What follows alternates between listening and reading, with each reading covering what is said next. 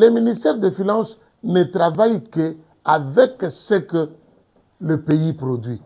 Et c'est pour cela qu'on dit que les ministres des Finances, les uns le traitent, c'est le paquebot, c'est la clé du gouvernement, c'est lui qui régule la monnaie. Et ensuite, parce qu'aujourd'hui, nous avons un problème. La Banque centrale aujourd'hui, est-ce que notre Banque centrale connaît le nombre de billets qui sont en circulation dans la République démocratique du Congo? C'est un problème. C'est une situation que les gens ont hérité. Le régime de l'UDPS a hérité aujourd'hui.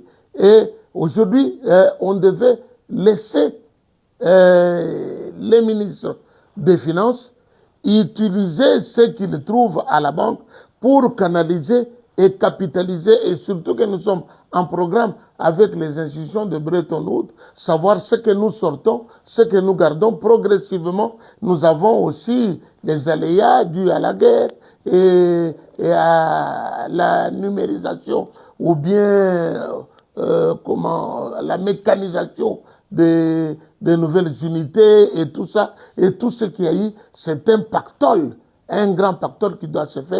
Et tout ça, ça doit être planifié. Ça peut poser des problèmes au début, mais je crois que d'ici là, ça va aller de soi.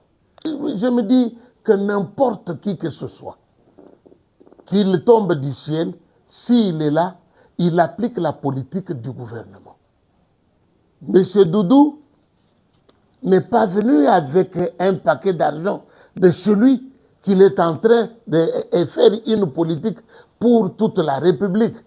Non, il est en train de subir, à quelque part, il est en train de subir aussi la réalité. Parce que je vous ai dit ici qu'en termes de politique monétaire, on devrait laisser ces histoires-là se réguler par rapport à l'environnement et à la production que nous avons. Et surtout, je n'ai pas tellement touché ce point-là, j'ai dit le Congo démocratique devrait d'abord s'autosuffire en produisant assez pour créer cet équilibre-là, afin que nous ne puissions pas avoir de problème.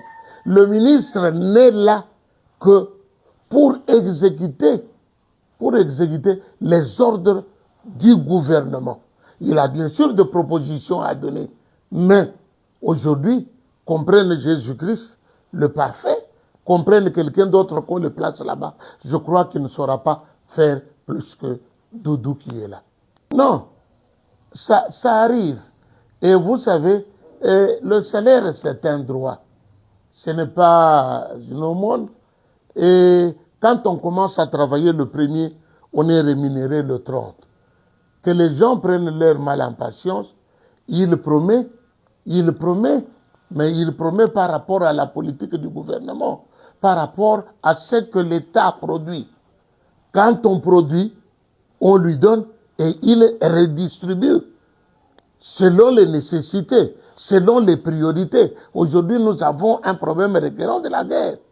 On donne priorité à cela. On paye d'abord les policiers, les militaires, et puis on tombe dans ce qui est en train de suivre petit à petit. On y va. Et alors, à ce moment-là, l'homme reste homme et il ne peut agir qu'avec ce qu'il a à main.